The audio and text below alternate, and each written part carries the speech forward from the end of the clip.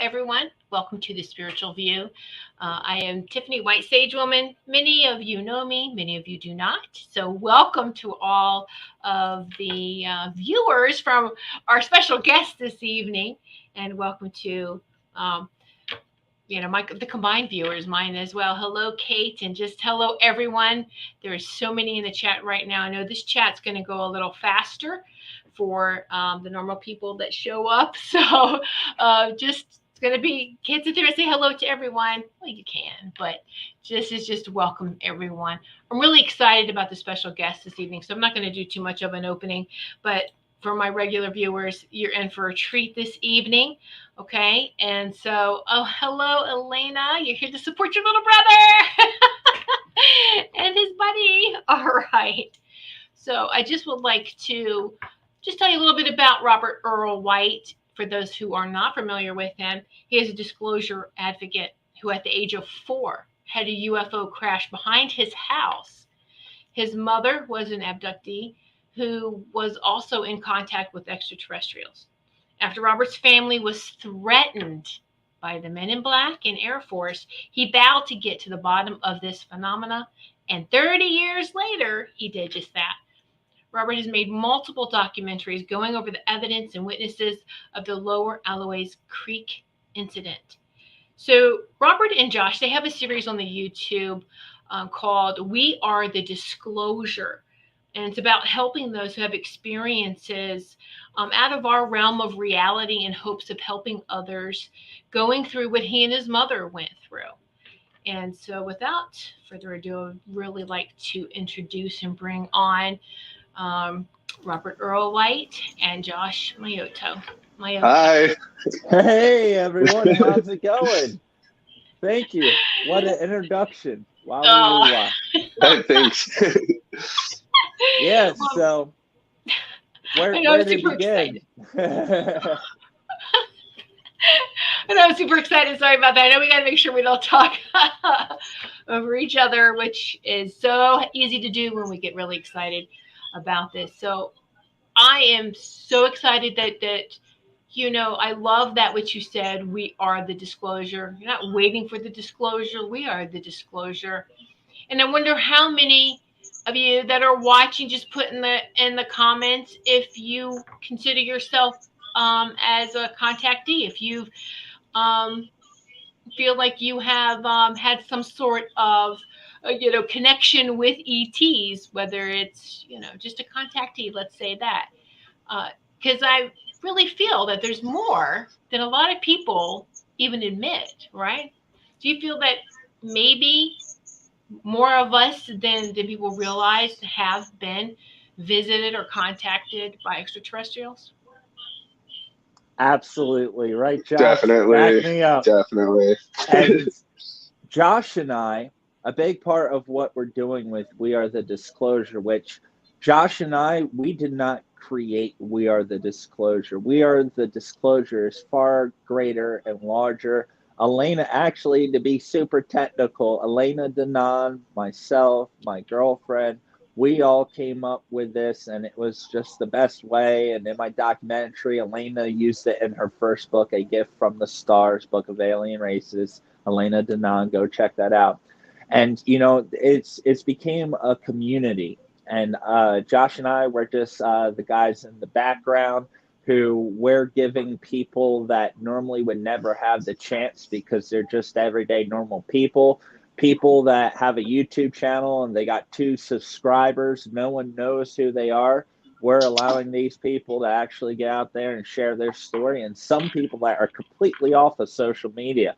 And we're just allowing them to share their experiences. And one thing that has been made evidently clear to Josh and I, after talking to all of these people that have had incredible experiences, and more importantly, Josh, normally what we've noticed is a lot of times we start to have stories that overlap. Am I right, Josh? Absolutely. Almost every episode runs into each other in some way of some sort. It's so true. And there's so many times where within an episode, I'm bringing up someone from a previous episode. And it's always the smallest it seems like the simplest, dumbest details, like the most, minuscule detail there is, that's generally the small little piece that really helps connect the dots. The thing everyone else overlooks. And sometimes the only way to get down to the bottom of this is by listening and allow someone to tell them their life and their experiences from start to present. If you don't listen to it all and you're just getting bits and pieces, it doesn't have the same kind of value. Because in our lives, Josh's life, my life, your life, Tiffany, all of you that are watching this, every little moment, every second that we are taking information and processing it, it all stacks up to be something else in the end. When we realize that, who knows? But it's a journey and a process, and it's definitely clear that this is happening. A lot of people are having these experiences, and Josh and I, we've been the ones that are lucky and blessed because we've had the opportunity to talk to all these people and just be an ear for them. Sometimes all people need is just someone to listen to them, and it's so therapeutic, and it can help them overcome whatever they experience. So, Josh, here's a question for you. Terry wants to know what your shirt says. Hello, Terry. Don't talk to strangers. Don't talk to Naboo, the Orion Alliance, the Montri, the Hostile Grays, the Ebon. Avoid them. Don't trust them. Josh knows. He got it on there. I love it. That's great. That's a great shirt. Oh, and in your intro, speaking of T-shirts, this is the newest one, the Order of Light. Gorgeous. We got the Merkaba with the ancient Egyptian hieroglyphs, Mer-Ka-Ber. I love that. Yep. Pretty cool. That's a new one out. So that's in the merch store. That's a new one I dropped. Had to get the Merkaba energy, And so that they can do that by going to your YouTube. If they go to my YouTube, underneath of the videos, you'll see the merch store. There's a store on there. So all through the YouTube, you can check that out. And also in the link that I provided that will be in the description, that link will have all of my socials and all that good stuff on there. Oh, there it is. There it is. It's on the screen, and then I put it in the chat too, so you can click on it. Okay, just click it, leave it open in another tab, but don't go to it yet. Just stay here and watch. But definitely open it in another tab so you can go get some of these great shirts, these great designs. Yeah. So, Thank you. So let's say there's many who haven't heard your story, Robert. Can you just tell us what happened to you? Briefly, I don't want to hog all the time. A lot of time, I'm always the one doing all the talking, and Josh is kind of, sitting over there. I'm too busy yapping my mouth, but it's an incredible story, a lot of different layers. But briefly, when I was about 4 years old, I had a UFO crash behind my house. My mother called 911. What happened after that became known as the Lower Alloways Creek Incident. Lower Alloways Creek is in southern New Jersey, not far from the Salem County nuclear plant. The creek that is attached to the nuclear plant goes directly behind her house. A elongated triangular craft with 3 blue lights and some sort of plasma white light in the center of it. It exploded and crashed behind her house. Shortly after that, 2 black cars arrived. Out of one of them, there was an Air Force gentleman. Out of the other, 2 men in black. At the scene of the crash, you had the Gloucester County Coast Guard in New Jersey that patrolled the nuclear plant. They were there. They had black tarps on the ground, turning the firefighters around. The firefighter was my cousin, Calvin Hill. He's the fire chief. And they turned them around, but the firefighters saw the black tarps on the marsh, and the marsh was all gouged up. They said there was big gouges in it. No signs of fire, though. I don't know what kind of aircraft could explode and not leave burn marks. I don't know, just throwing that out there. But yeah, and turned out the Air Force, the Men in Black, that's exactly who these gentlemen were. This was April 21st, 1991, 10:18 p.m. at night. It was a big ordeal, all-night thing. Men in Black threatened my mother to report it as a helicopter. They told my family that the media would be coming out because the Men in Black and the government and deep state, they actually fund and put the stories out there. All the things you see on History Channel, the government had its hands on it first. They spew the narrative out and they play the narrative. And in this case, it was a helicopter crash, although no helicopter was ever found, reported missing, nor should have been flying there because a nuclear plant is a no-fly zone. This is April 21st, 1991, long before the Men in Black movies. And while they were out, a lot of other people came out, and during the time of the Men in Black, they asked a lot of weird questions. They asked my mother, can you draw 3 different kinds of extraterrestrials? My mother asked them 3 very valuable questions. To be brief, my mother asked, the first question she asked them is, are these things dangerous? My mother was 22-year-old, single mother. I was 4 years old, no dad in the picture, out in the country. She asked them 3 simple questions. I think this is the most important part of the story, honestly, more important than the extraterrestrials and all that. But the Men in Black responded. Her first question was, are these things dangerous? The Men in Black said if they were dangerous, do you think we would still be here? Good answer. The second question my mother asked them is, why don't people know about these things? Men in Black said, we're doing everything we can by preconditioning, and within the next 10 years, you will see signs of extraterrestrials in all sorts of media, movies, books, everything you can imagine. My mom said, okay, it makes sense. And we were country folk, so simple questions. And the third question, which after my mother had a brief regression hypnosis therapy that the gentleman from the Air Force did on my mother after the crash, my mother revealed a lot of different pieces of her being in contact. And when the Men in Black asked my mom and her 2 girlfriends if they could draw 3 different kinds of extraterrestrials, my mom actually drew 3 different kinds of extraterrestrials. She didn't know what they were. We weren't alien folk. We were country religious folk, sort of. So it was very strange.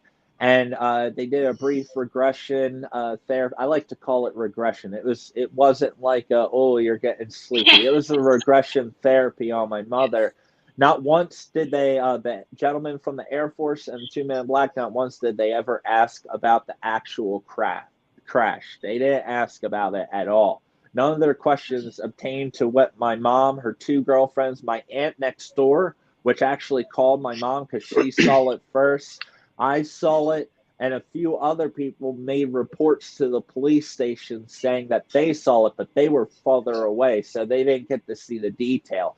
After obtaining reports of the incident, the cloud coverage was 1,200 foot. The clouds were low. It was raining in April, 10 o'clock at night, and this thing was very low above the tree line.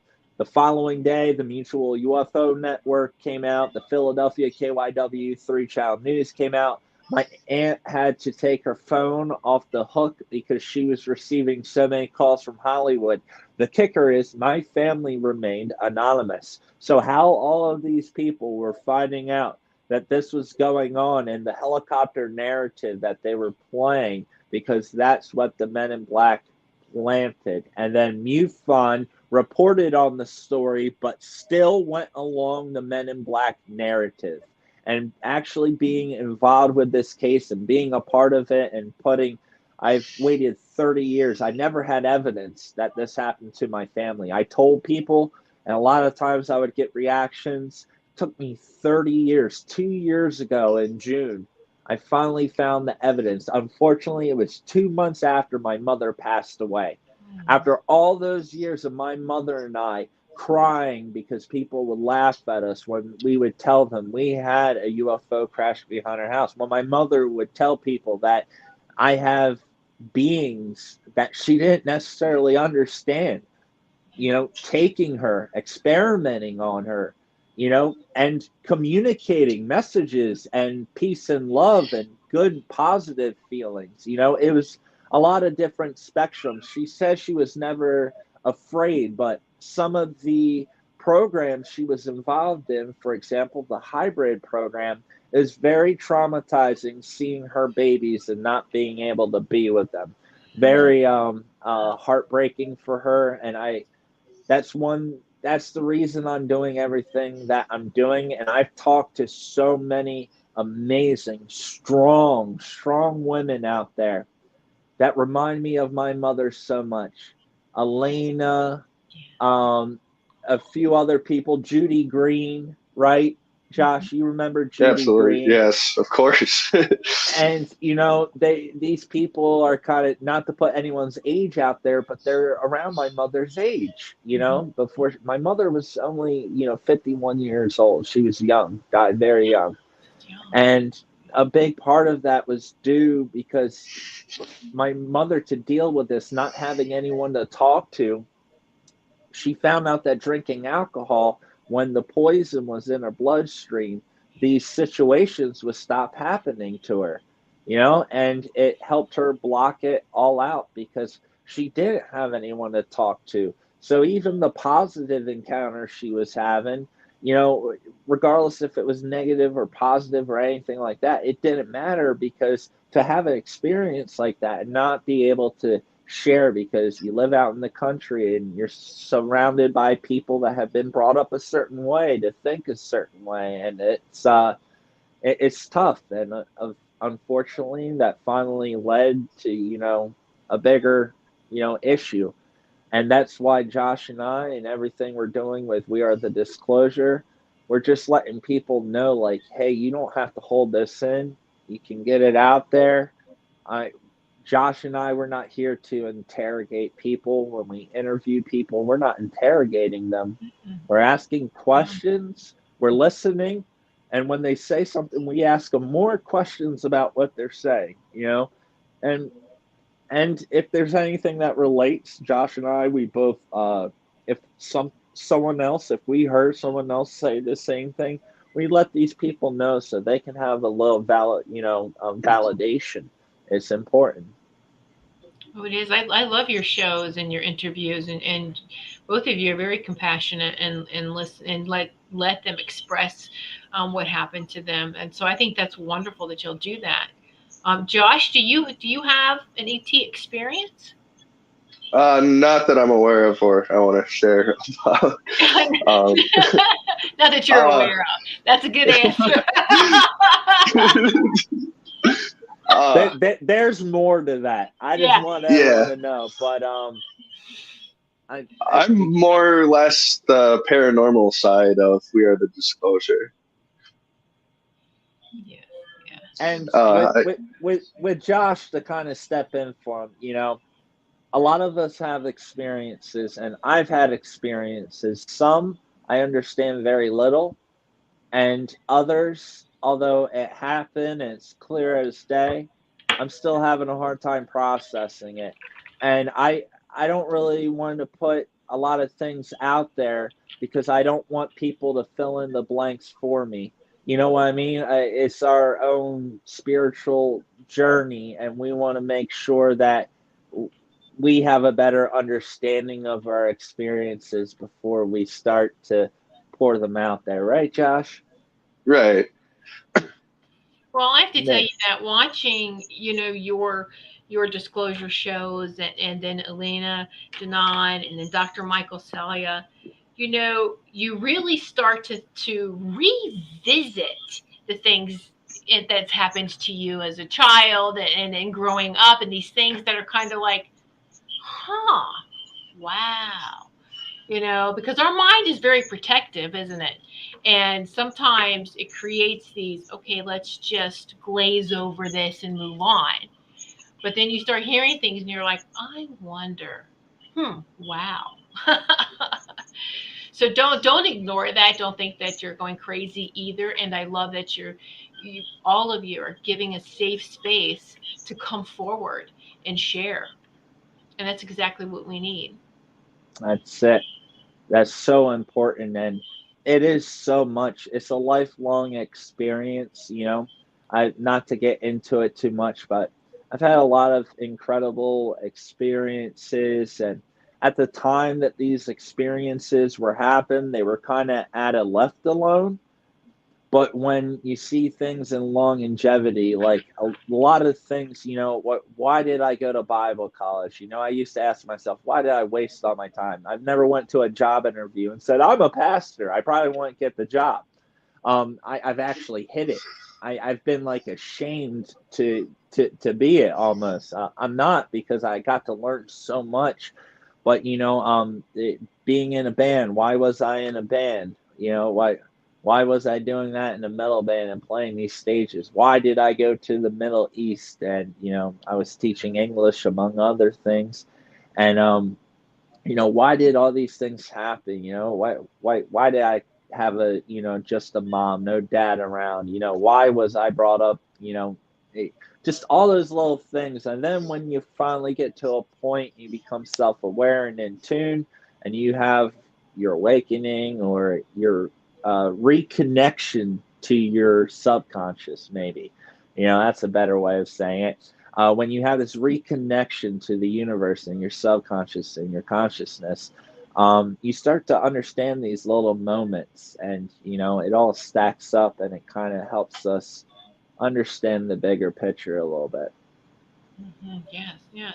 So how did you and Josh meet? Josh, take it away, bub. TikTok. I came across a video of Rob's about a cartoon from the 90s, and I just randomly hit him up, and I was like, hey. And then it just sparked from there.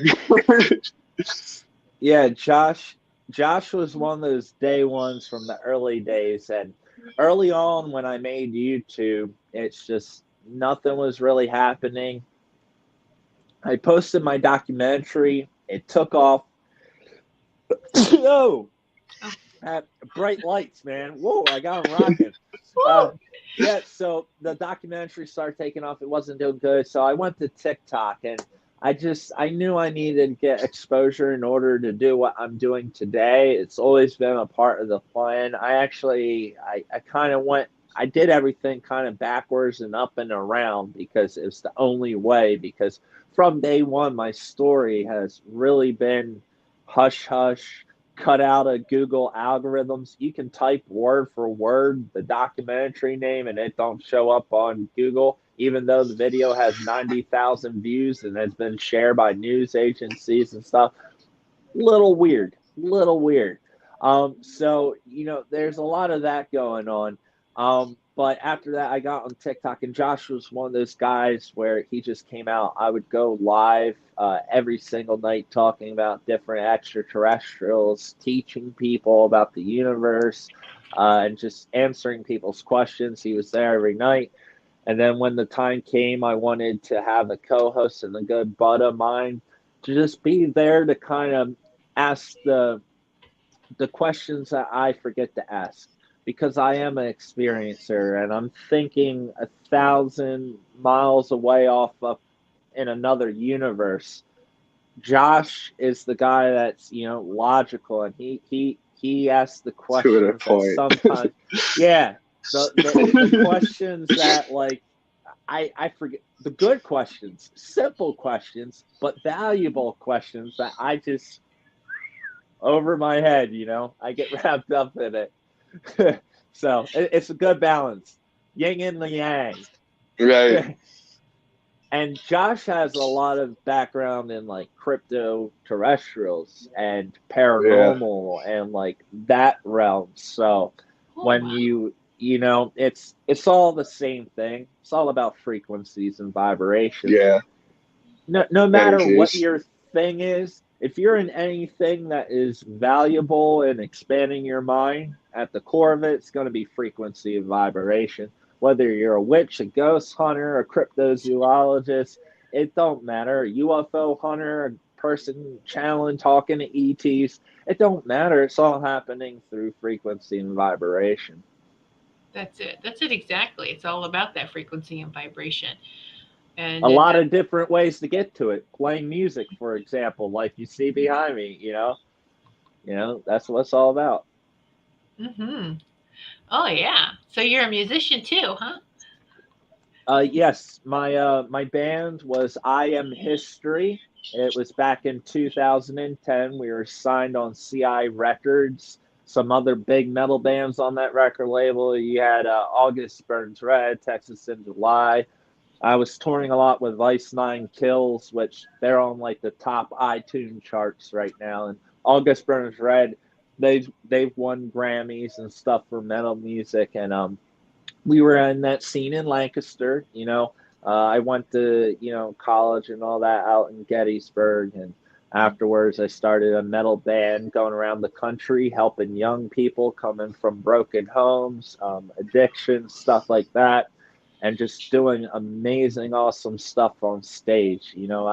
I've been helping people my whole life. I was a pastor, I was a frontman, a youth minister, I was a screamer in a Christian metal band, have a show with 1,000 people, and just giving positive messages, and just I don't like to say praying. I was praying with the kids and everything, but these days we're meditating and manifesting a little differently. Yes, yes. I was manifesting with these crowds. I feel better saying it that way, because that's what it was.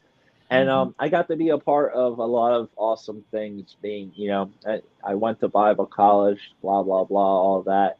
Became a pastor. So in that world, I got to learn so much. I got to see what frequency and vibration can do when people put out the energy and the positivity.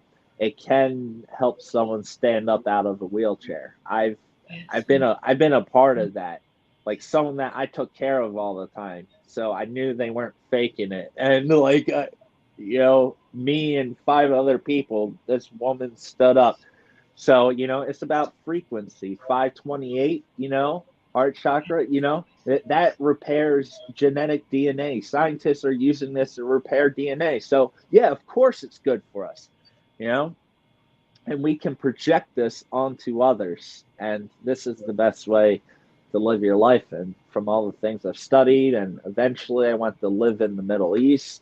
I walked away from the church after they called me a demon for having my first physical extraterrestrial, my only and first like physical right in front of me, what I would call like an extraterrestrial. I had a couple other ones. I thought they were kind of like strange dreams or whatever, but the only like physical wide awake right in front of me, that was back in 2012. And that's when a lot of everything started clicking. I was pretty dumb. I was 24 years old, and that's the moment things really clicked and things started coming to me, talking to my ancestors, blah, blah, blah, blah, blah, blah.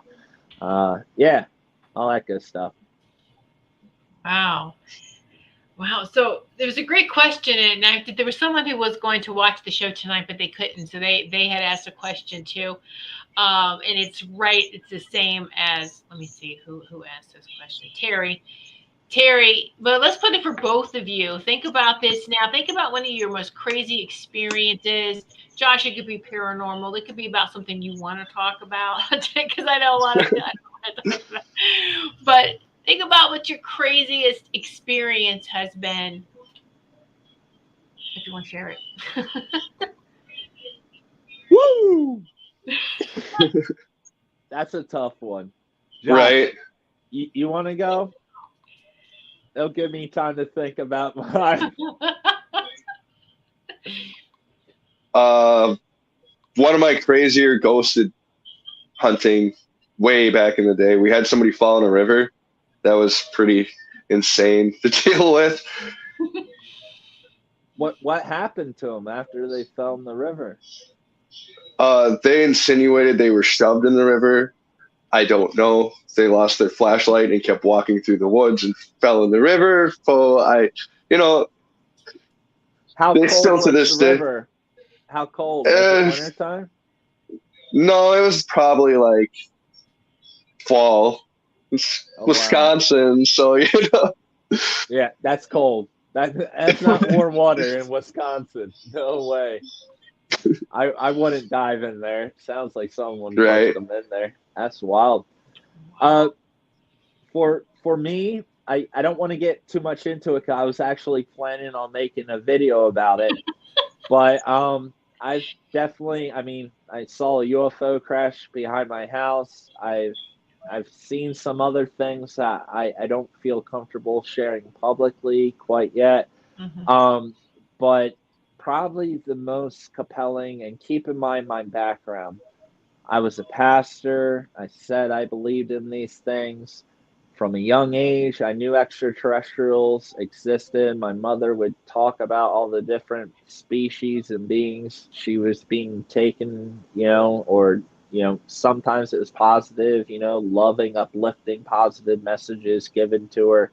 Sometimes beings were helping her, and other times beings were just, essentially using her.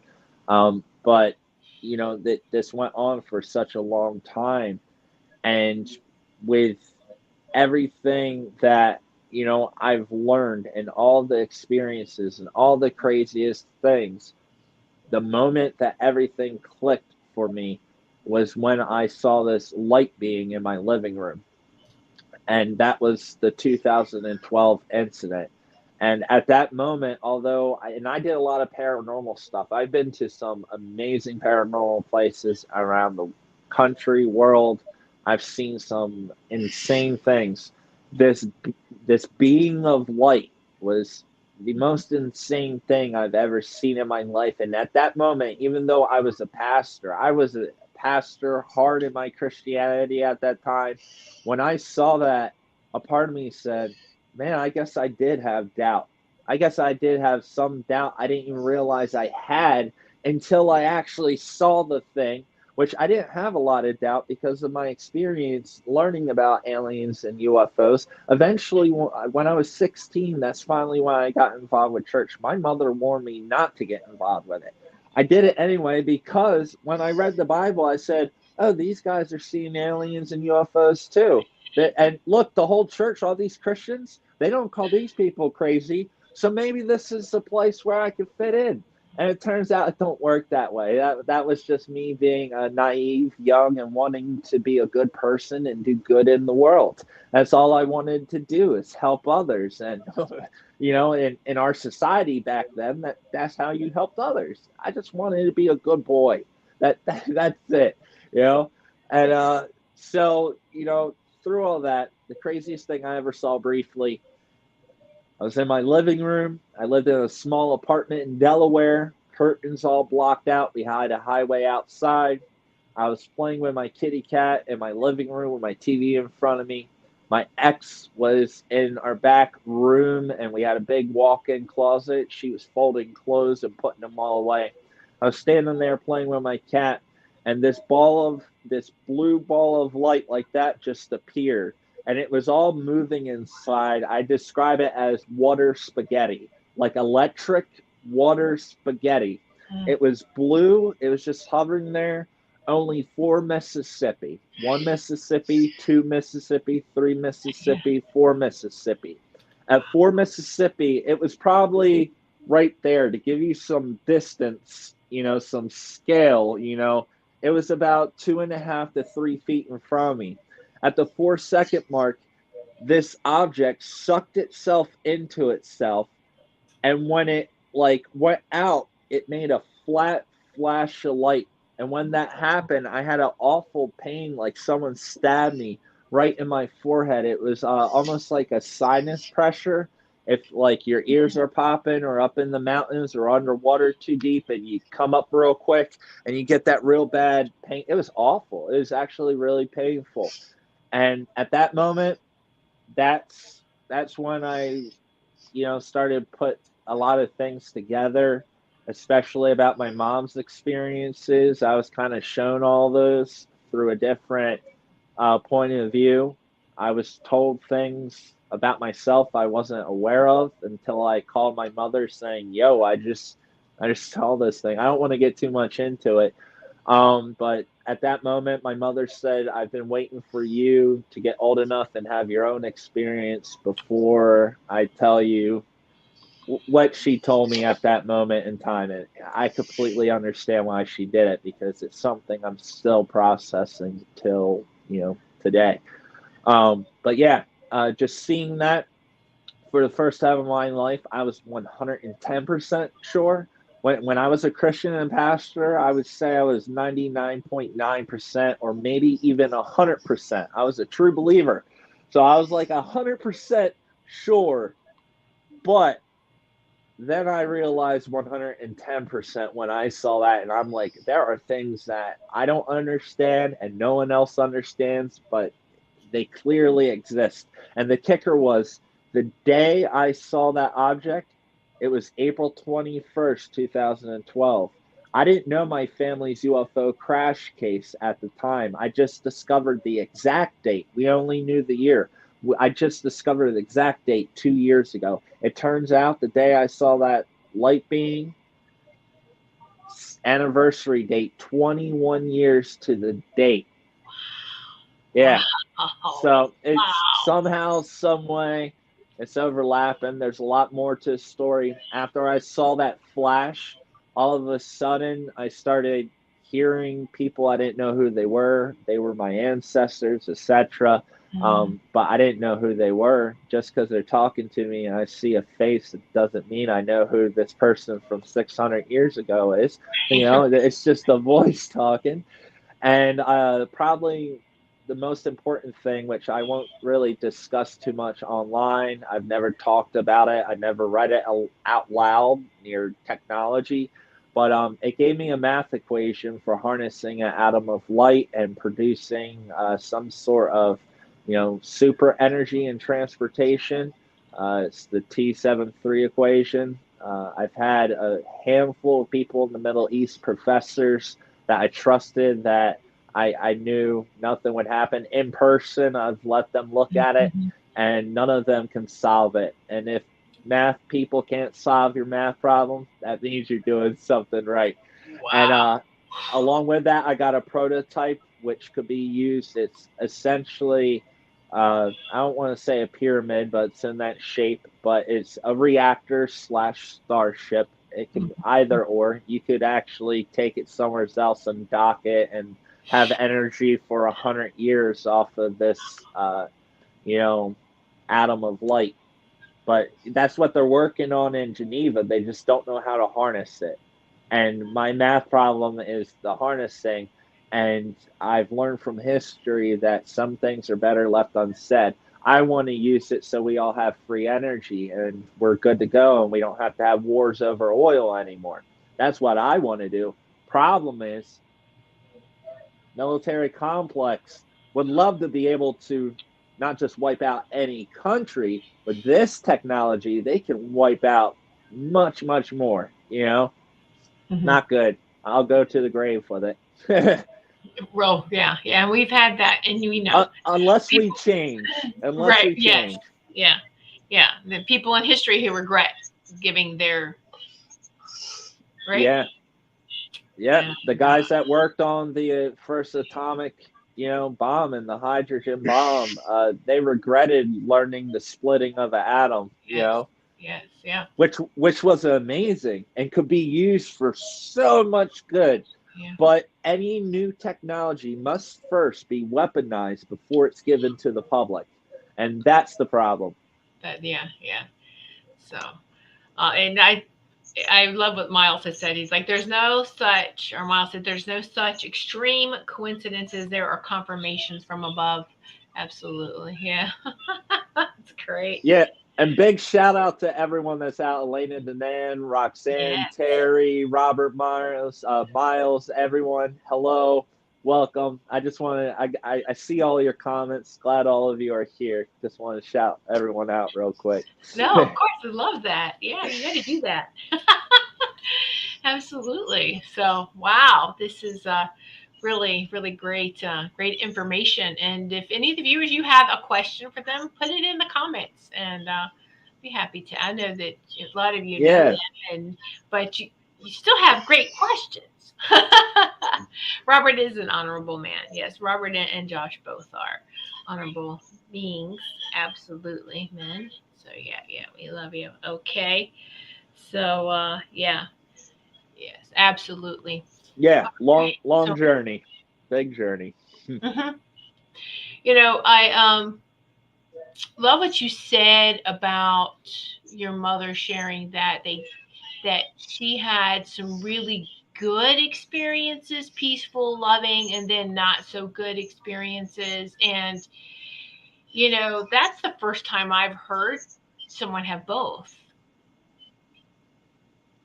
A lot of people do. Josh and I, what we've learned, and so many people can back this up, Elena and Danan as well, oftentimes, sometimes beings that are using other, human beings for certain experiments and testing, generally people that are involved with these things, there are positive beings that are trying to help.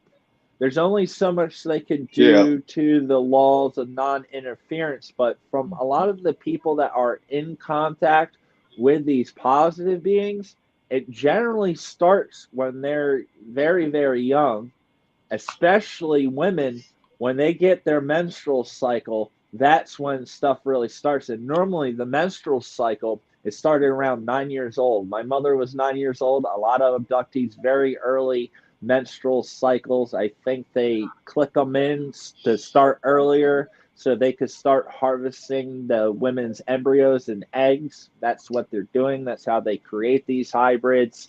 And that's what my mother was a part of. And I think because she was involved with all that, especially the tall whites, the gray species, they're grays. They're called tall whites. They're actually tall grays. They have a very light skin complexion, almost look white. And they're like a mercenary species. And they're involved with a lot of other different things as well. But they were using my mother's eggs to create these, beings. And it was a process. Mm. And, from that, these other beings started getting involved. My mom always talked about ones she called the blues. My Okay. mom didn't have fancy names for them. Mm-hmm. Now the Zetas, she called the Zetas. For some reason, the little tiny grays, she Okay. knew they were Zetas.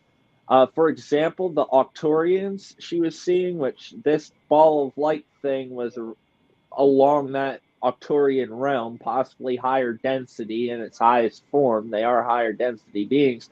But my mom would talk about these beings. They look like gray extraterrestrials. They are absolutely not gray extraterrestrials. They are highly spiritually evolved humanoids.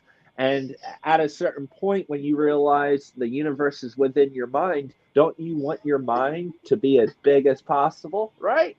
Right. And higher density. And then eventually they just become energy balls, like the thing that I saw in front of me. That's what they become in like the ninth density. They just become a figure of energy. And so my mom would talk about the blues.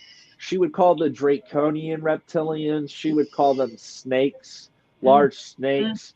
Mm-hmm. Other times, she would talk about the Nordics, all the, now who they were specifically. There's a lot of different Nordic species, and not all Nordic species are good. I want to clear that up. Just because it has blonde hair or white skin does not mean that you can trust it. If you don't believe me, ask my native ancestors. It don't work out for you, So like, there are hostile, very self-seeking, mercenary blondes out there. But for example, a positive species for the most part, there are a few one-offs over there. But the Palladians, very positive, loving. My mom called these blonde beings, Nordics. Mm. She described them. The mantis. She called them mantis because Yeah. they look like a praying man. Like, Yeah. her descriptions of these things was coming from a small country farm girl that has no education higher than high school.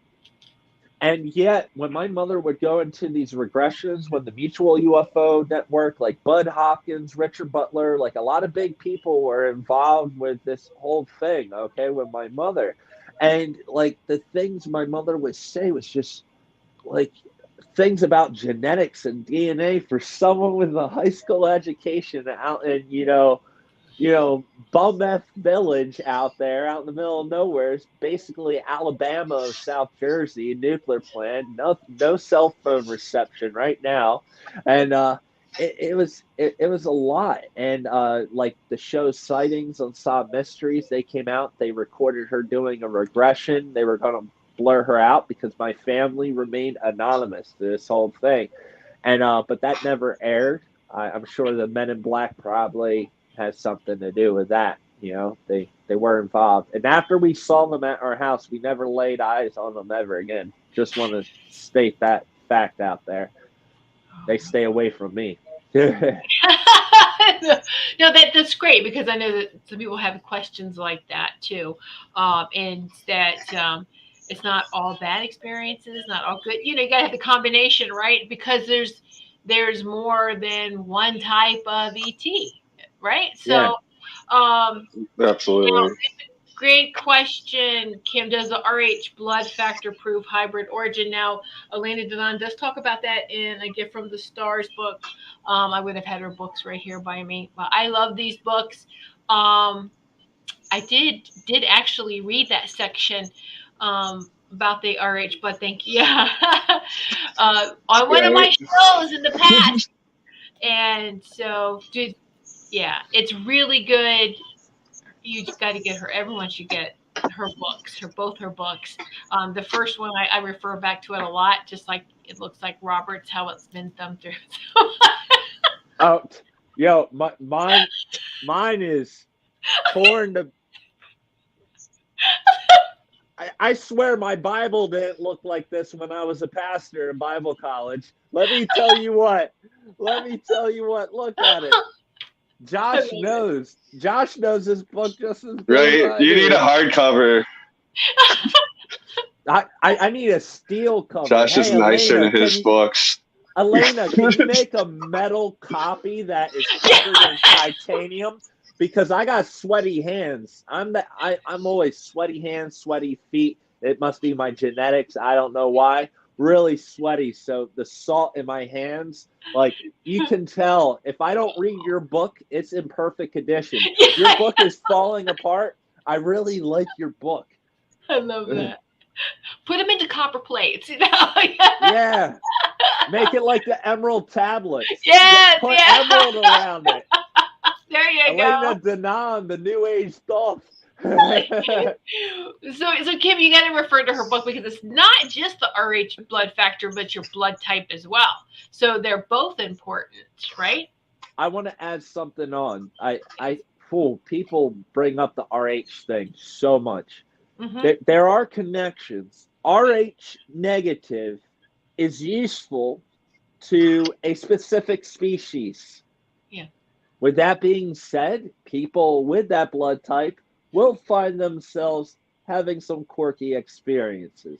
More importantly, other blood types are also extremely valuable to other extraterrestrial species. The problem is the ones that like the RH negative, it's such a rare one. So it's more of a, a comedy, something, fancy for them. So it's something that's more sought out. So there's people with that, because there's such a small number, they're going to have, where other people with B positive, for example, millions and millions, probably billions of people with B positive. So, they can kind of pick throughout the herd and get what they need or whatever. But people with this RH, it is unique. But more importantly than any blood type, way more important, genetics. DNA is the currency of the universe, not blood type. It's genetics, genetics, genetics, genetics. Most of us have over 22 different species of extraterrestrials in us, and some of us have well over that. So like it's the magical parts of DNA that scientists don't quite understand. That's why they only say we only understand 3%. The other 96%, it's just junk DNA. Who knows? Who cares? It's junk. Throw it out. It's there for no reason. No, it's there for a reason. You're just too stupid to understand the reason, because you're held by the political science and you don't expand your mind to understand that the rest of it is talking to your ancestors, because they're encoded within your genetics. extraterrestrial ancestors, earthly ancestors, other universally dimensional ancestors. Everything's encoded. That is valuable. That's the big bucks right so there. The DNA is more valuable than our blood type and RH factor. Yes, genetic code. Yes, You want to know why they call it genetic code? Why do they use the word code? What other things do we talk about that are codes, right? AI, computers, codes, video games. Yes. Why do they call it genetic code? It's because genetics is AI. It's artificially designed. It's intelligently designed. And that's what makes it so freaking awesome. And that's why it's the key. Now, certain blood types definitely play a role with certain the Anunnaki, they kind of fancy the RH because back in the day, they would take that blood type and they could create a bunch of really strange looking beings to kind of stay here on Earth and oversee things. And a lot of these beings, you see them carved in stone and you can still see them today. So, you know. Yeah. So I love that Alana said, okay, yes, she's going to get to engraving. It's probably going to be ready in 200 years. So. Yes, Elena. But you know what? Elena, just find me in my other vessel. I might be a light being by then. I might be in the 7th density. I might have a little bit more electricity. I might have a bird's beak and some talons. But find me. I'll be in Beta Centauri. You can come see me. I'll be chilling by the beach. That's great. Yeah. Oh, but you know, time is just it's slipping. Yeah. No right. Such thing as time. And when you study history, like my band's name was I Am History. Like, you know, it's what it is. Wow. Goes quick. So this is interesting. We think with Miles' comment, DNA is the second most valuable commodity in our universe. The first is your soul. Yep. How do you feel about that? Yep. He's right. He's right. He's absolutely right. Let's put it this way. If genetics is the currency of the universe, the thread that holds it together is the soul. You know, it's the soul because that light, the source energy that is found, whether people call it God, Allah, whatever, this idea that there is something that kind of created everything and the entire universe and other densities, they're just little molecules, part of something much larger. And whatever that initial source energy, that's why they call it the source, whatever the point of energy that this energy originally came from, essentially we're all stardust and we all come from this same source. And that's the common thread that just holds everything together. It literally connects it. The great cosmic web, the new photos, it's not every day that NASA, gives us breadcrumbs that are of any sort of value. But the James Webb Telescope, what they're showing you is truly how everything is connected, especially using the infrared, where you can see the electromagnetic energy and see how these patterns in every single star has these energies going in between them. We're one piece operating. Everything is in existence is one piece operating. And that's where the source energy comes in, and that's where the magic happens. Wow, and magic is a good thing. Magic is science that people don't understand. Magic is science that people don't understand. It's not magic. There's no such thing as magic, just science that you don't understand. Someone out-sciencing you. Am I right, Josh? What do you know about magic? Maybe it's the other way around. There's no science. There's only magic. Yeah. I've heard that. Yeah, I've heard that there's no science, magic. Yeah. It's true. One or the other. Science that you don't understand. Yeah, there you go. Exactly. Yeah. Science that you don't understand. The not tainted science. All right. The corrupt. I mean, there's so much corruption around. because the true science is like, there you go. It is magic. It is It truly is. magical, right? Exactly, Yeah. Elena. There you go. Yeah. Yeah. Yeah, Yes. that's a Woohoo. good one. Magic and science. Sounds like a TV show from the 70s. That's great. I like that. I'm reading the comments for everyone that's like, why does he keep looking down? I'm reading everyone's Same. comments. That's why I keep clicking back between. Yeah, We're all doing but that. That's great. it's been an amazing journey, helping so many people that were, in my mom's position. Like, same thing with Elena, her story and my mother's is so similar. And the crazy part about her story and my mother's story, they were going through these things at the exact same time. There's a lot of layers to it, a lot of synchronicities, and I'm kind of just the product of it all, and I don't quite understand everything, and I'm trying to, and a lot of people will say, oh, you know so much, blah, blah, blah, blah, blah. I'm like, I don't know anything. I'm trying to figure it out. I won't be satisfied until they're in front of me and they take me and I can go check out the universe, take a little weekend trip, come back, and it's only been like 20 seconds. That's what I'm looking forward to. Actual contact. That's what I want. So that's my mission. I try not to get too wrapped up in, my past, memories, that soul that we were talking about, that energy has been around for a long time. That energy just moves around. Where it moves, that I can't answer for anyone. I don't know. But it does move around. May you be a rock. May you be another human being. May you be on another planet. I don't know, and no one else can possibly know, because the universe is technically predictable, but absolutely unpredictable.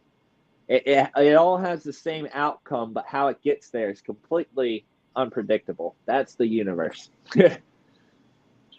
Well, I look forward to when, we could use portals, and again, portals in each big city. Main city had a Stargate a long time ago, right? You just, there was no cars, there was none of this. You just, we're just gonna go to the do the Stargate, and so it would be nice, so in October we just go to the Stargate, go down to Orlando, to that conference, and and then come back, and hey, it was great. Yeah, and hey, they could still charge money, because I know they want to do things backwards, so the big government can make money off of it, do all the technology backwards, but they could still charge for a Stargate, $300, and just boom, you're instantly there. So that's a great question. Can humans have portals too?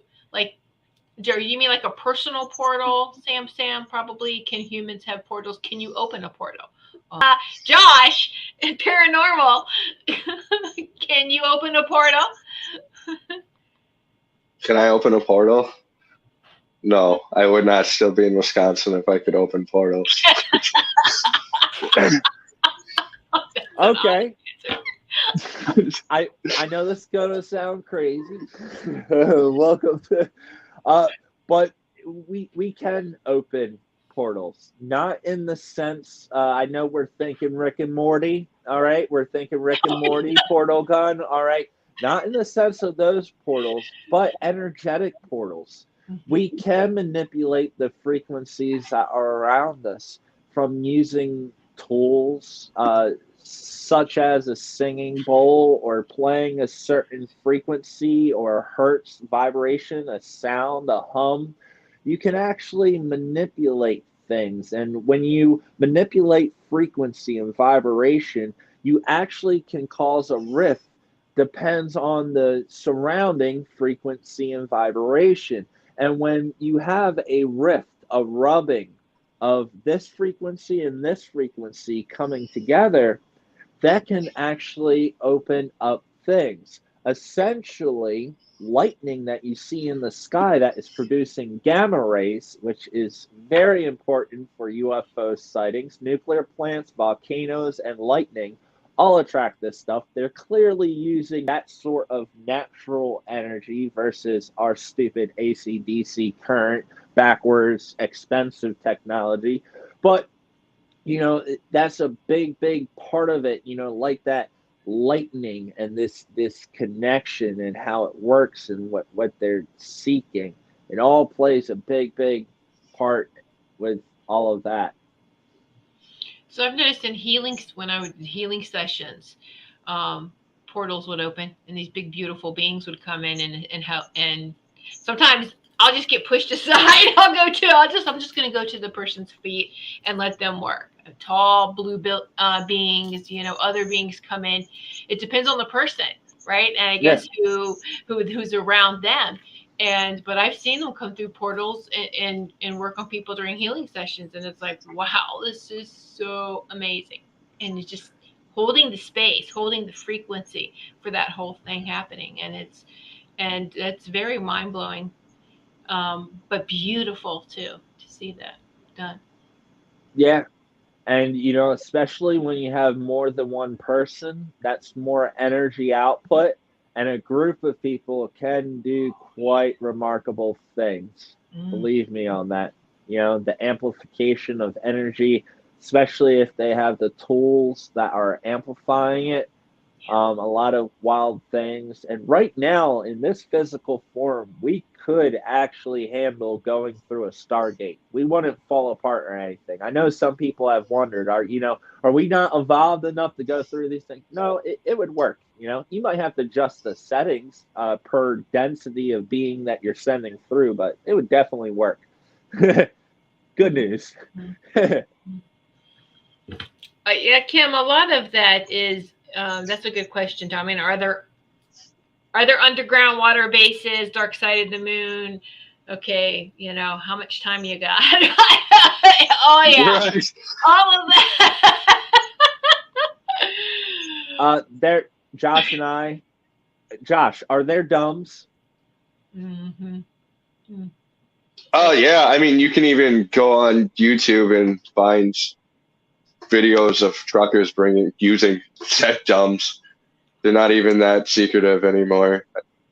If you go to Colorado Springs and look at the Space Force headquarters on Google Maps, I shouldn't be saying this. You can find 2 entrances into the mountain that is right there. And not to mention, I will eventually probably be doing a video. I have a family member, I don't want to say very, very close family member, high clearance, Cape Canaveral, you know, works for NASA, Space Force, aerospace industry, operator. They have a massive dumb down there, and they got technology you can't even imagine. That's it. SpaceX has flying saucers. Space Force is not using the X-37B, that little sorry-looking space shuttle that with no weapons on it. What military vehicle do you know that don't have weapons on it? You really think the Space Force is using that? No, I know what the Space Force has. Imagine something 3 times larger than the Empire State Building, weaponized space station. That's what they got. Mm-hmm. They have crafts that are able to do some wonky things due to the reverse engineering of recovered and stolen extraterrestrial craft. Mm-hmm. That's what it is. So a lot of the things we're seeing, a lot of it's the government, a lot of it's extraterrestrials. The extraterrestrials, they don't have to be bashful anymore. You know, although the public quite don't comprehend the extent of disclosure that's happening right now, they don't need to. They stopped caring. They used to have to be discreet. They're not being discreet. They're not coming down and hopping out and doing the cha-cha with us, but they are not hiding themselves, and anyone can go online and see the amount of people that are recording these things. I just posted a bunch of videos. The one video for World UFO Day, 21 different UFO videos that I recorded in a matter of 2 weeks. You know, it's insane. Yeah, that was great. I love your videos, and you go out there and you capture some really great footage there. And so even the one you just posted last night or yesterday, right? So Oh, the lightning, that yeah, quick flash. yes, yeah, And you heard my response. I was like, yeah. what? I didn't understand. And I'm sure you guys have seen it too, and a lot of you watching. I've always seen these things with my physical eye, but I thought it was from coming out of my house with lights, going outside. I always assumed it was my eyes playing tricks on me. But you Mm. hear me on the video, I said, I just saw that, and then I watched the video, and I'm like, I'm not just seeing things. Oh crap! I wonder how many things I've seen that could have been something else, and I just dismissed it. Well, my eyes are adjusting. I'm just seeing, distant stars in the background that are peeking in, and I'm losing my mind. But no, that's why I tell people just start recording, Yep. and and what everyone doesn't see is the hours of videos where there's absolutely nothing. That's so important. Right, right. Yeah, not a, I have probably like 40 different videos taken with my telescope of the moon, waiting to capture something like super high quality. I haven't caught anything yet, but I'm doing it. That's what the public doesn't see. But when I capture something, I promise everyone will see it. Oh yeah. Yeah, absolutely. And so, you just go out there and record, or do you talk to them, ask them to come? You put that frequency out there. I'm right here. I'm like a little kid when I see them. Like, I sound like a little kid, like begging for cookies. I'm like, oh, please, please. Like, like the one I recorded, I was like, like I get so worked up, and then a lot of times in the videos, I calm that heart rate because they pick up on that stuff, and the more calm you are, Mhm. the more intense the activity is going to be. So even though it's a happy, excited, I do come to a point where I'm like, all right, it's go time. I got to calm it, take a breath in, and make sure that I'm capturing this on film. Yeah, yeah. Wow, but it's cute when to hear you get all excited like that. Like, oh wow, so Well, contagious. You get us all going. Yeah. like James Gilligan of Mount Adams East City Ranch, he posted a phenomenal UFO video, a whole fleet of them. And the guy he was with and him, oh, it was hilarious because their reaction, because I've captured the power ups too. Well, they caught an entire fleet of UFOs going every which way possible, all power. It was absolutely insane video. And I've had a lot of friends that have went out to Mount Adams, out the East City Ranch, and they've seen a lot of stuff out there. But right here, where all those videos are coming from, I have the nuclear plant. It's not far away, and it's the nuclear plant. It's a beacon, and we live in a dead zone. There's no cell phone service here. Um, it's I have zero bars. I have to use the internet to make calls and stuff. We are cut off. We're pretty much the Alabama of South Jersey. Backwoods. Wow. Yeah. A lot of people think New Jersey, the Jersey Shore. No. We're like the Deliverance part of New Jersey. If you've seen Deliverance. Oh my goodness. Yeah. Wow. But it's If got you the come beard. if you come here, you got to keep them cheeks clenched real hard, backwoods. Yeah. It's a whole nother area, a lot of farmland. I came from like a muskrat hunting family, muskrat people that like ate muskrats going out in the marsh, a lot of marshland where the UFO crashed. It's all marsh. There was a bridge that was there. The bridge was shut down the night of the crash and it's still closed today. Still, the whole road is. Wow. Yeah, they closed it down after the crash and they removed a bunch of trees. It was quite remarkable. Wow, still closed today, and that's all in my documentary. I'm there standing at the site showing people where it went down, and yeah, it's awesome. Yeah. Yeah. Wow. Well, Elena said she wants to come and visit you someday, of course. Yeah. Hey, likewise. I could use a trip to Ireland as well. Yeah. Yes. Yes. Okay, Robin's like, now I've got the banjo stuck in my head. Thanks. I need to get my passport renewed. So that's Oh, one of the only reasons I came back to America, because my passport was running out. So I lived over in the Middle East for 2 years. mhm. That was wild. Learned a lot of stuff out there, no doubt about it. But yeah, I would love to see you, Elena. We got to catch up sometime soon. So I'm sure we will. Elena's very, very busy. Yeah. She's uh she's eventually having a new book that will be coming out. I'm really excited for, so Awesome. can't wait to get my paws on it. So I Here- haven't been bothering her too much. I want her to get it done. I'm like, come on, get it done. I know, right? Yeah. So here's a question, Wendy. Wendy, was the Mothman from New Jersey? The Mothman. Uh, No. I've been to Point Pleasant, West Virginia. I've been to the Mothman town. The Mothman, cut and dried, it goes back much longer. It goes to the legend of the Thunderbird and stuff. That area of Point Pleasant had a long history, and there was a bunch of natives that were brutally murdered there, Shawnee Native Americans.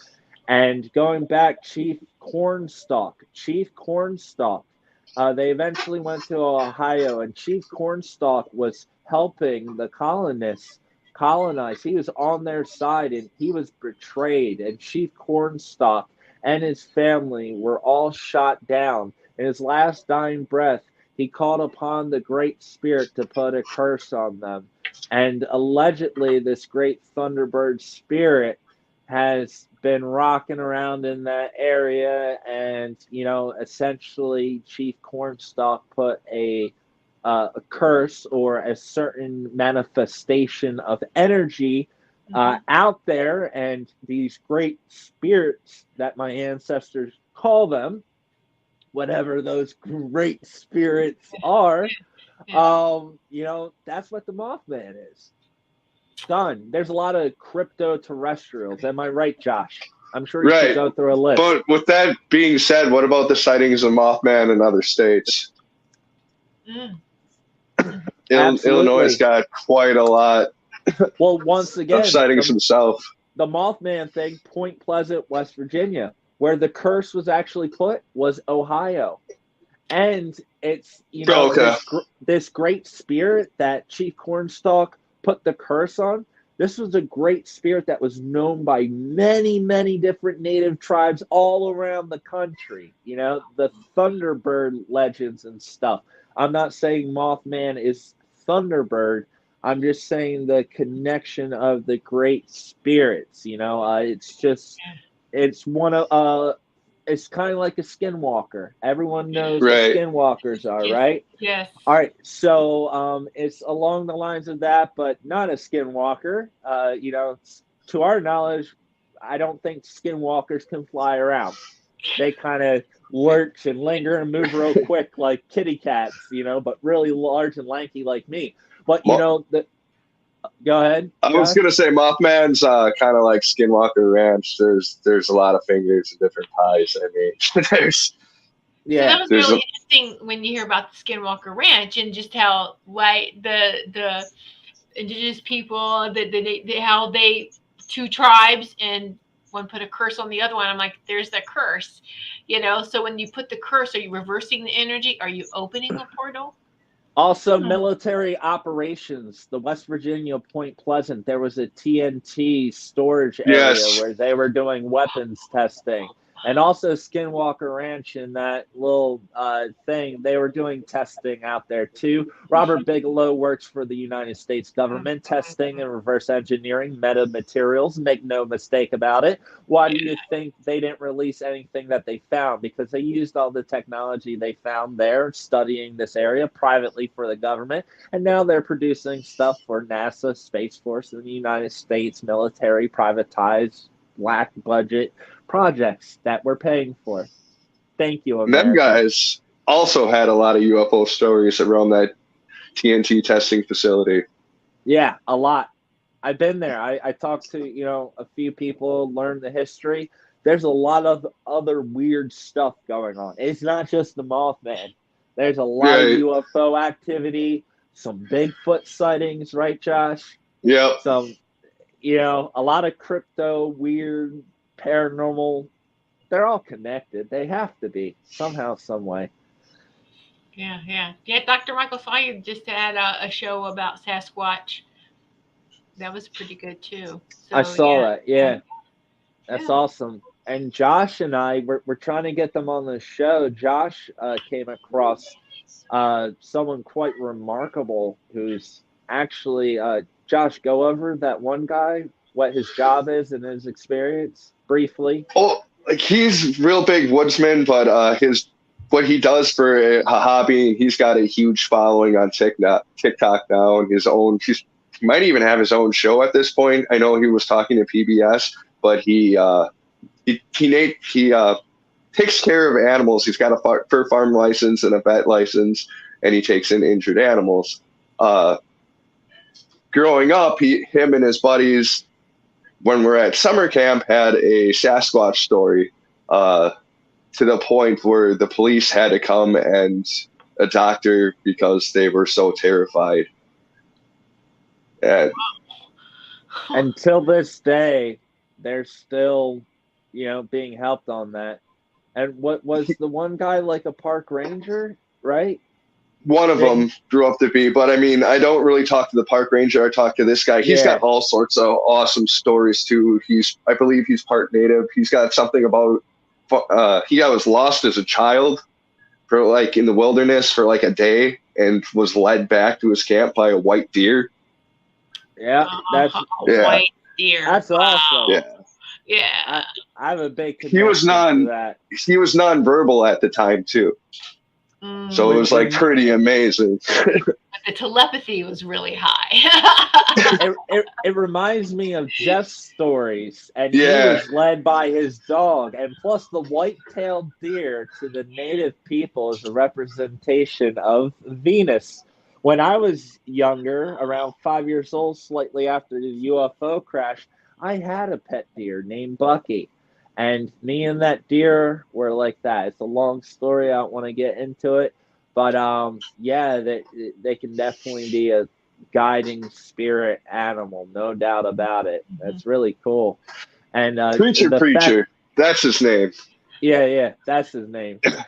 And, considering one of his buddies that also saw this Bigfoot thing went on to be a park ranger, it's that stem of, knowing that these things exist and these things need to be preserved. Save the lands. Otherwise, these things won't exist anymore. That's wild. Wow. All right, one final question here is where did you get the slogan, the Order of Light? In a dream or from where? Thanks, Miles, for that question. Miles, great question. Order of Light goes back to 2012 when I first saw that ball of light. I actually remember going on my Facebook and it was asking political views, and I put the Order of Light, and it was more of a statement. It was after I saw that ball of light, it would show me everything I would do later on in the future, even though I didn't believe any of it. I'm like, how am I going to do that? I'm here and I have nothing. How am I going to do all that? I'm no one. I'm nothing. That kind of beat myself up mentality. And the Order of Light, I always had originally, the Order of Light was going to be a new political party that would cancel out Republicans, cancel out Democrats, cancel out the Tea Party, cancel out all of it. No more parties, just people from all different backgrounds, beliefs, religions, sexual preference, races, all coming together, meeting on the square, the common ground, and doing what is best for everyone and not just the some. And that was going to be the Order of Light. Once I realized how awful politics was, And once I realized I could never be a politician because I am not good at lying, I say absolutely what's on my mind. And when someone says something bad about me, I don't hesitate and I knock them out. That's how I roll. I'm a country boy. I survived in the Middle East all by myself. I didn't need no one or nothing for protection during the time of ISIS. So trust me, I'm confident I don't have that issue. But because of that, I could never be a politician. I would get fired the first day. I'm not good at those things. So the Order of Light, I turned into this community where people can come together, express their experiences, have no judgment, understanding, acceptance, have a place to just be open-minded and to talk about these things, and to allow people to offer their piece of the puzzle. And by allowing people to be a part of this and share their pieces to the puzzle, as we have guests, as Josh and I have talks, people are commenting their own experiences. Sometimes these things overlap.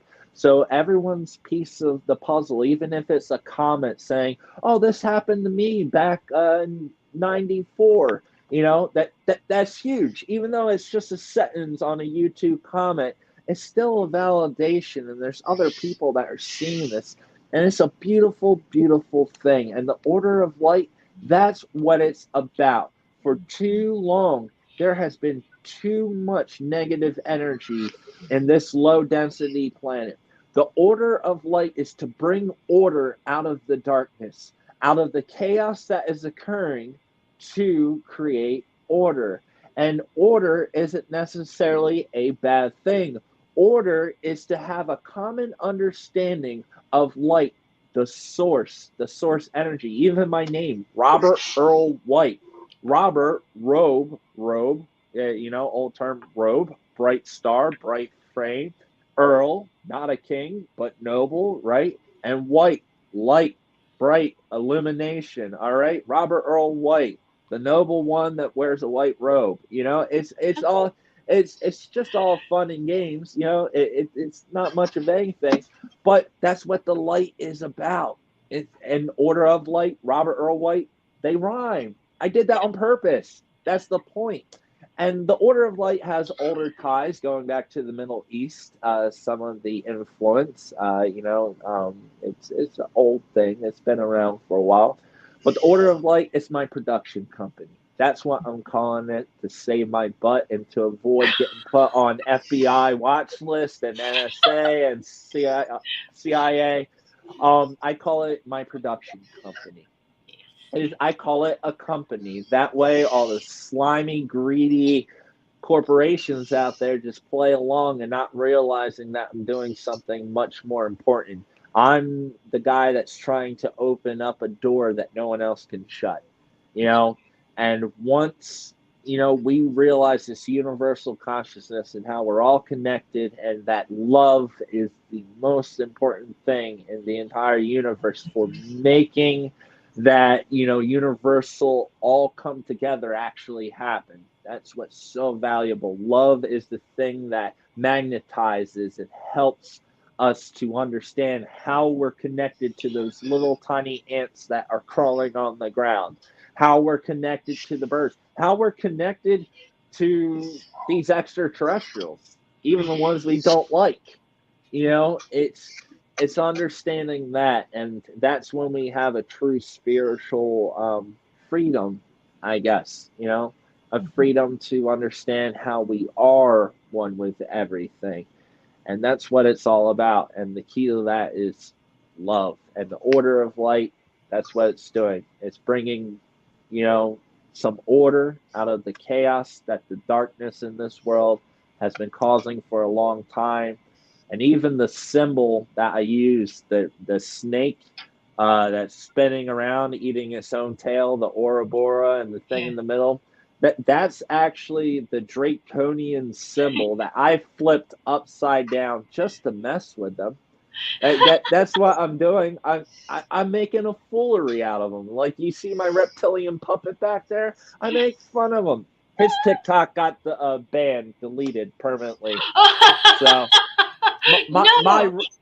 my Josh, am I right? Back it up. Yeah. My reptilian puppet always would get banned. Always. Oh my goodness. Well, Which, Robert, you and Josh are doing more than just opening the door. I mean, you're taking the door off the hinges. It's like, what door? There's no door. It's funny you say that because before doing this, I was a warehouse manager at a commercial door and frame company. I was working with doors and frames all day, and if there's one thing I know how to do, it's open up a door. And when I was little, my great-grandma used to call me the gate grandson, and everyone would say, why are you saying gate? And she was really in tune. She was like the one that was kind of in tune with my mother, come to find out after her. Like, that one and my mom both had the same scars on the same spots, weird things like that. But yeah, she always used to call me the gate grandson, which no one in the family ever thought it. She was like, it's just weird. But yeah, I don't want to get into it, but my birthday, it makes sense. That's why she called me the gate grandson. I was born on a harmonic convergence, a gate, and that the gate grandson. So yeah, I'm a door guy, and Josh and I we're taking the doors off the hinges. Right. Absolutely. We don't want to keep y'all any longer. This has been really great. So what's coming up for you guys? What's coming up? What's on the plan here without giving too much away? Yeah, so like I said, Josh and I, we everyone out there, we had to take some time off. I've been still posting that Josh and I, we went through a lot of different family issues, some pretty serious things, and Josh and I, we had to step up to family first. It's family first, then social media, then disclosure. Family's everything in this world. And unfortunately, Josh and I, we've had to make a few sacrifices to make that happen. So we had to take a little break. But upcoming here in August, we plan on having tons of new interviews. I won't necessarily have all the crazy graphics because I want to do more of them. I have 115 emails waiting for me currently of people that want to come on the show their evidence. So soon here, I'm just going to talk to someone. Are you available? Let's go and do it and do as many. Josh, I'm sure Josh will be on just about all of them. There might be a few depending on his schedule. He's busy. He has a job. He's working, kids, but I just want to have a higher rate. I want to help more people. And doing all the editing and processing and graphics, it takes 24 to 30 hours a week to do all that. And I only can do one episode a week. I want to do more than that. So, yeah, that's what we're doing. I have other things that are worked out. Eventually, I will be doing a video. I did a poll on my YouTube asking people, what do you want to hear? And I will be working on a video about my experience with that light being in full detail. Also, for my birthday, August 16th, I will be doing a special video for harmonic convergence, which is a very important day to the ancient Chinese, Mayans, all that. It's a unique birthday, and I want to talk about that. That will be cool. So, and Josh, what do you got in the works, bub? Just We Are the Disclosure, and I actually might do a little bit of solo videos coming up. I'll talk about that in a later date. Depending, like Rob said, I do work full time and have kids, so it's a lot. Yeah. A lot of work. Yeah. Well, thank you both. And I did put your links in the description, and they are in the chat, and I had them displayed too. So be sure to follow both of them on the YouTube channel, and then their personal links too. You can click on that as well. And so any final thoughts, Robert or Josh? Josh, you want to take it away? It was awesome being on the show. Thank you for having us. Me and Robert are both excited to get back to it, get back into the grind. Looking forward to seeing all of you on the other end and on We Are the Disclosure. Thanks. Yes, we are the disclosure. Elena sent me this pillow. It's so comfortable. Thank you, big sis. We are the disclosure. That's what we're doing. Every interview, every interview, it's behind my back. I just want Lena to know that every interview you see, I got the pillow you got behind me. It saves my back. But we are the disclosure. Now's the time. If you've had an experience, regardless, extraterrestrial, paranormal, spiritual, religious, it don't matter. It's the time to share your story. It's time to connect. You are not alone. There are others that have shared your experiences. That's the most important thing for everyone to understand. You are not alone. And there are great people here like Tiffany that's going through, listening to people, helping them, giving them tips on how to, enhance their spiritual journey, wherever that leads. After all, the universe is within our minds. So let's expand it as much as possible.